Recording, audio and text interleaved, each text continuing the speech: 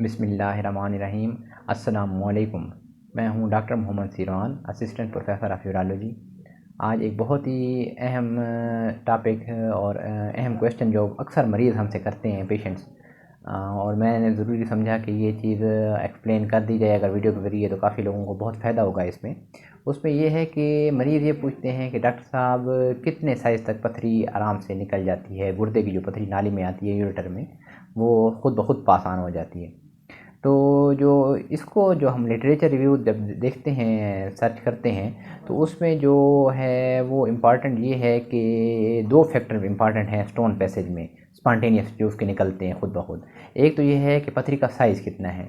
Usually जो size है वो कहते हैं कि कुछ लिटरेचर कहता है कि 10 मिलीमीटर यानी 1 सेंटीमीटर से कम पथरी निकल जाती है।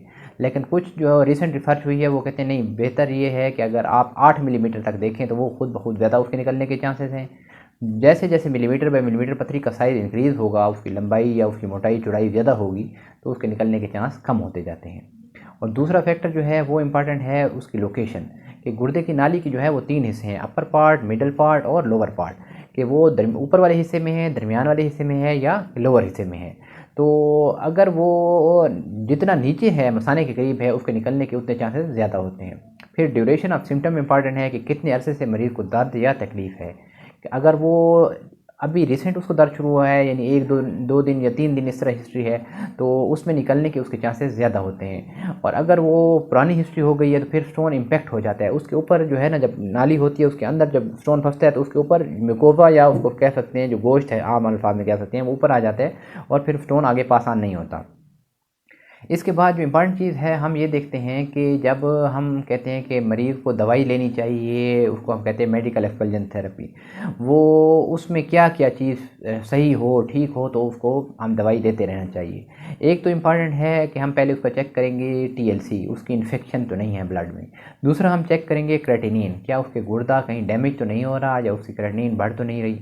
अगर ये दो चीज़ें ठीक हैं तो हम 1 महीने तक, अप टिल 1 मंथ, हम उसको मेडिसिन दे सकते हैं। और उसको सीरियसली हम मॉनिटर करते रहेंगे बार बार, मतलब हर 2 हफ्ते बाद या 10 दिन के बाद या हफ्ते के बाद। रूटीन डिफरेंट होती है पेशेंट के हिसाब से। अल्ट्रासाउंड करके मॉनिटर करते रहेंगे, रूटीन के लैब्स कराते रहेंगे।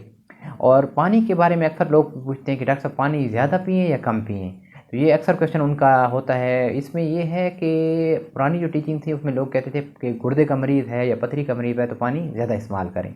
लेकिन वो जो है, अगर आपको पथरी गुर्दे की नाली में फंस गई है यूरेटर में, तो फिर जो अब रिसर्च है वो कहती है कि आपको यू वॉल्यूमिक स्टेट होनी चाहिए, यानी पानी जिस्म में बराबर होना चाहिए, ना कम हो ना ज़्यादा हो। जो पानी ज़्यादा वाली पुरानी थिंकिंग है, जो पुरानी रिसर्च थी, वो है प्रिवेंशन में, कि आपको अगर एक पथरी का मरीज़ है उसको दोबारा पथरी न बने, इसके लिए पानी ज़्यादा इस्तेमाल करना चाहिए। लेकिन जब पथरी फंसी हुई है और निकलने का फेज़ है या ट्रीटमेंट फेज़ है, प्रिवेंशन फेज़ अभी हम उसमें दाखिल नहीं हुए, तो इसमें आप पानी बराबर इस्तेमाल करेंगे। इंशाल्लाह उम्मीद है कि ये वीडियो इस चीज़ को हल करने में आपको काफ़ी मददगार साबित होगी। और एक कुछ वेरिएशन भी हैं, कुछ लोगों के यूरेटर बड़े अच्छे होते हैं, वो मतलब 8 मिलीमीटर, 9 मिलीमीटर, 10 इवन 12 मिलीमीटर तक स्टोन पास ऑन हो जाता है।